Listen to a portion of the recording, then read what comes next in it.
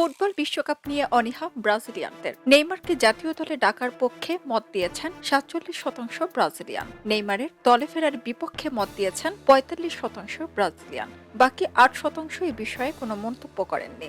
শুধু তাই নয়, জরিপে অংশ নেওয়া অর্ধেকের বেশি বা ৫৪% মানুষ জানিয়েছেন বিশ্বকাপ নিয়ে তাদের মনে কোনো উত্তেজনা নেই। মাত্র ১২% মানুষ এবারের আসর নিয়ে খুবই রোমাঞ্চিত। ৩২%-এর উত্তর ছিল তারা খুব একটা রোমাঞ্চ অনুভব করছেন না। বিশ্বকাপ নিয়ে ব্রাজিলিয়ানদের এমন অনীহার সঙ্গে পাল্লা দিয়ে বেড়েছে নেতিবাচক পূর্বাভাস। ৬৮% ব্রাজিলিয়ানই মনে করেন ৫বারের বিশ্ব চ্যাম্পিয়নদের এবারও বিশ্বকাপ জয়ের কোনো সম্ভাবনা নেই। ২০২৬ বিশ্বকাপ নিয়ে এ জরিপ করেছে ব্রাজিলের একটি গবেষণা সংস্থা জেনিয়াল কোয়েস্ট।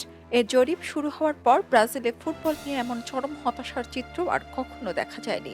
এটাই জরিপের ইতিহাসে সর্বোচ্চ নেতিবাচক হার। ২০০২ সালের পর আর বিশ্বকাপ জিততে পারেনি ব্রাজিল। দলের বর্তমান অবস্থা হতাশাজনক বলে মনে করছেন তারা। নেইমারকে নিয়েও হতাশা প্রকাশ করেছেন অনেকে।